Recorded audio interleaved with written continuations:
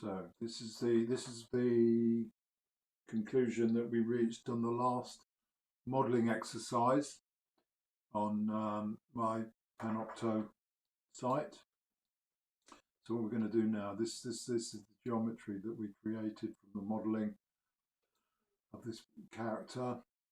I'm going to create a layer for this if there is not one already there. So I'm going to make sure this is selected. I'm going to go into the channel layers editors panel here and click on this 1, 2, 3, the fourth one on these list of buttons here. Click on that. That will create a new layer, and if I click on the V, I can ensure that that object is in that selected object is in that layer. And I'm going to, the V is for visibility. I'm going to double click on layer 1, and I'm going to call this layer geo layer underscore layer. Save that. This I've already named this mesh body. I've placed the pivot at the base there, and I've frozen everything. So to freeze it, you go right hold, freeze all, and to place that pivot down there, basically I'm holding down D. If I want to move a pivot, if I hold D, I can move it up and down, and if I hold D and X, snaps that pivot to the center. That pivot now is right on the center, and I'm able to pivot that character from there. So I've set this up ready to start building a skeleton that will go in this character. So I'm going to template this geo layer. So templating it, if I deselect it, it now appears grey. I'm going to save my scene, save it as, this is a version 4, which is a later version than the last modelling version I did, so saving that. And I'm going to go to my 4 views, identify my side view. Remember, my character is facing in the Z direction. So I want to build the bones on along the x-axis here. So I'm going to tap my spacebar in this view, pull back a bit. I'm going to go to the rigging tools, the rigging shelf, and I'm going to identify the skeleton tool. I'm also going to show you that you can find the skeleton tool in the menus by down there, create joints. That's the same tool as that. You can see it's got the same icon. Generally speaking, you don't need to go into the options for creating joints. So I'm just going to hit the create joint, or I could hit it there, and I'm going to create a very basic skeleton. So I'm going to do left click for I'm going to do a hip joint, a knee joint, a heel joint, and a toe joint. Now, for this basic exercise, I'm not going to have an articulating foot. It's just going to have a very simple foot with just basically a rigid foot. But we can still animate satisfactorily with that. So the reason I'm not having an articulated foot is just for simplicity. I've shown you the basic principles of starting the process of rigging a character. And then I'm going to draw another joint for the, first I'm just going to move this out of the way. I'm just going to get to the point where I can see clearly my character to build a spine and skull. So I'm going to get my joint tool again. It's still docked in the tool panel, so I'm going to left click on that, and I'm going to click down 1, 2, 3, 4, 5. So I'll create 6 joints for the spine. Notice I'm doing slightly S-shaped spine with a neck and a head joint. And I'm going to press enter. Now maybe edit this a little bit, because basically your neck joint goes quite up into the skull. just seeing that these joints are displaying quite chunkily, so I'm going to go to my preferences and reduce the thickness of those kinematics. Preferences I can access down here, or I can go Windows, settings, preferences. But a quick way is this little button here with a little running figure and a cog, preferences, and I'm going to go to kinematics, because this is kinematic, it will be a kinematic skeleton, is a kinematic skeleton. There's the joint size. I'm just going to reduce that so they're looking a little, the display size of those joints is more satisfactory. Save that. So I'm just going to adjust this a bit because my neck joint is a bit low. So I'm holding, now if I was just to move this joint, you can see it moves all the children below it. I don't necessarily want to do that. If I press D, if I press D and move that joint, and I need to be careful that I'm just moving it in the little square here, I can move a joint without moving the joint further down the chain. So I'm just adjusting this so the neck basically goes here. Just put that in there a bit deeper. And this joint here I'm going to put up here. That's the upper back, middle back, it's fairly okay. And my base of the skeleton is fairly okay there. I'm going to put this back here. So if we look at this, there's a leg and a spine. Then I'm going to go into the perspective view and let's have a look at that. No, so I'm going to move this spine, the leg over here. Now I'm just going to leave it upright, even though that leg is slightly out, just for simplicity and just as an introduction. Normally I might display that leg a bit, although it's not too bad. Remember, your hip joint is actually on the outside of the leg there, so this doesn't necessarily have to be embedded exactly in the mesh. Okay, the next thing we need to draw an arm joint, so I'm going to go to my top view to do that. Here's the top view again. This is super simple. I'm just going to move that leg out of the way again so it's not getting too confused with the arm I'm going to build. There's a joint tool again. I'm going to click here for the shoulder, click here for the elbow, here for the wrist, and here for the hand or fingertips. Again, super simple structure.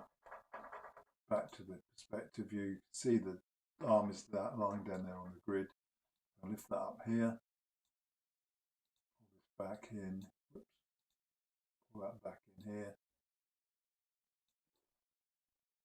Really happy with that. I'm just going to rotate that.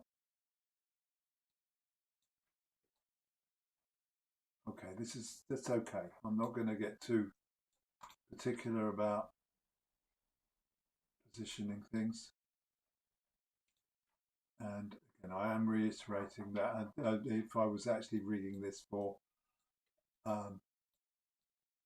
professional or production reasons, I would be making a more complex skeleton than this.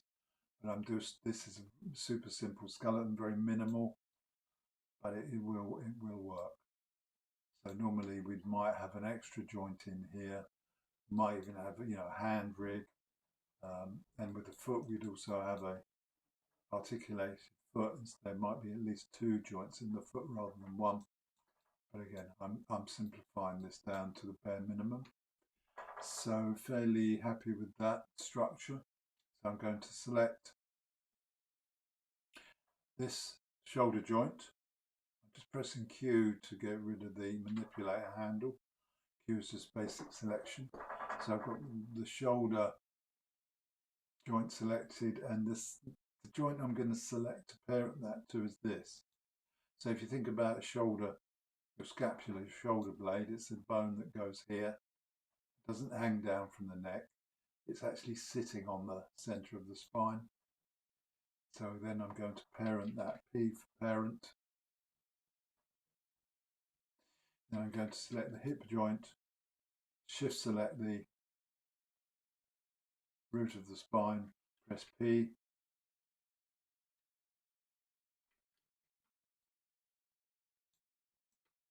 Now I'm going to start to name my joints. So this, I'm going to go to my outliner, select the root joint. I'm holding down shift, clicking on the plus sign to open up all of those, the list of joints here, the hierarchy. So this bottom joint is called the root. This is the spine 1.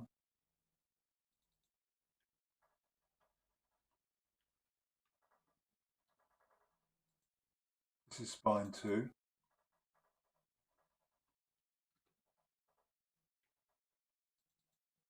This I'm going to call neck.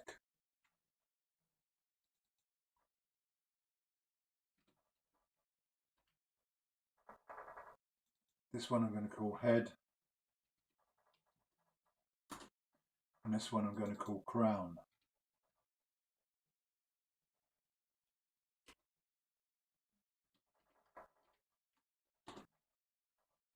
This is the left shoulder. And I'm going to call this one uppercase L underscore shoulder.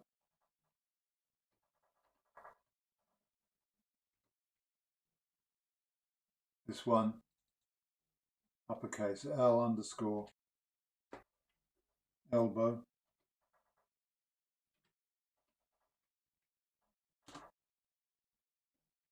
Continue with the uppercase L underscore wrist. And I can call this last one L uppercase L underscore hand. Basically that's the fingertips. Again, I've just got a single joint for the hand there. Same for the leg, it says uppercase L underscore hip, uppercase L underscore knee, uppercase L underscore, let's have a look where we are there, heel,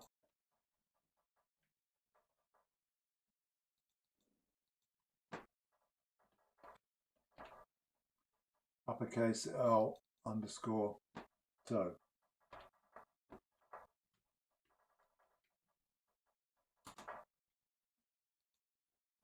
And so now we have a named skeleton, and I'm going to save that, Control S.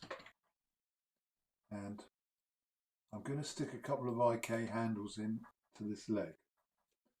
So the IK handle is a tool here that, so basically just so you can see the hierarchy of this. Notice it in the outliner. So that's a child. This is the parent of everything. That is a child of that. Child. So basically here, the neck is the child of spine 2. Spine 2 is a child of spine 1. Spine 1 is a child of root. And then in a way you've got spine 2, which is this one, is a kind of sibling of the left, sorry, not the shoulder. The neck and the shoulder are both children of spine 2. So neck and shoulder you can think of as siblings. And left hip, spine 1, both children of the root. So you could think of those two as siblings. So you can see how this is display of the hierarchy. Shows parents, children, grandchildren, great-grandchildren, etc. Okay, so there you can see how this structure works with this hierarchy. So a parent can have many children, but a child can only have one parent. So therefore you can get this tree-like structure. Now, what that means is that when you have a parent, it is commanding children. Children will follow the parent and do that. But a child will not follow its parent. Sorry, the parent will not follow the child, but the child's children will follow it. So you can see the parent of that is staying there, so the child is moving. Okay, so this type of movement where you move the children, now normally with a body, because of bones, human bones can't stretch, obviously we cannot do that physically, but we can rotate. So basically this is the kind of movement we will do to simulate a human moving around. So we will rotate these joints to behave like a human being or an animal. So this moving where the parent moves itself plus its children is called forward kinematics. So it's driving down the chain, which means the thing in front is driving the thing behind.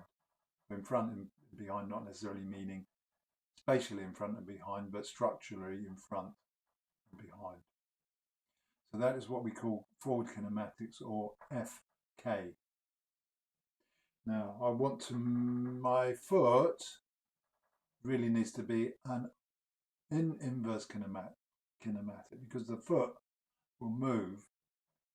Obviously it's connected up to the knee and the hip, but the foot, when you move your foot, your kind of brain conceptually detaches your foot from your knee, and you, when you move a foot or a hand, you don't think I'm going to move my shoulder, my elbow, my wrist. You just, I'm going to move my hand. So the hand is kind of leading. So therefore the movement is going backwards. So the thing further down the chain is going to move the thing up the chain. So for that we need to reverse, not have forward movement, forward kinematic, but we need inverse movement or inverse kinematic. So in order to achieve that, I'm going to need to create an IK handle, which is this button here in the menus that's under skeleton, create IK handle. Now I do want to go into the options for the IK handle here. You can get that there. Alternatively, if you go into the shelf, if you double click on the IK handle tool, you get the options there as well. Now the type of, there are two types of IK solver, one being a rotate plane solver, one being a single chain solver. Now I'm oversimplifying in this description, but you can think of a rotate plane solver as being like a ball and socket joint, and you can think of a single chain solver as being like a hinge joint. That's not necessarily literally true, but it's useful to think, especially at this level of starting to learn about this stuff, how we're looking at this. So think just initially about the rotate plane solver as being a ball and socket, and the single chain solver as being a hinge. So in order to generate that, there's my cursor is a little cross. So I want a rotate plane solver, an IK handle that's going from my hip to my heel. Just going to close that window a minute. That means now if I select that IK handle that's been created and I move it, now you can see that it's driving up the chain. So that's why it's called an inverse kinematic. So basically the child is to a limited degree pushing commands up the parent until it gets to its, basically its grandparent in this case, where it will move the bone and it will rotate that joint, but it won't move that joint above the joint that its command line is going to, which is indicated by this line here. I'm just pressing Z to undo that. So I've created an IK handle as a rotate plane solver here, and the rotate plane solver, you can see, has this kind of tool that looks a bit like a compass or a clock with one hand.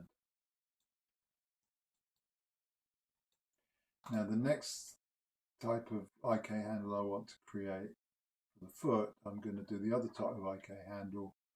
So if I double click on the IK handle tool again, this time I want basically the heel to behave like a hinge. So I'm going to do a single chain solver. I'm going to click on the heel and click on the toe, close this. Now I have a single chain solver because I want this heel basically to move kind of like a hinge. Okay, that's going to conclude this video because I don't want to make these two videos too long. So, and then we'll continue with this process in the next video.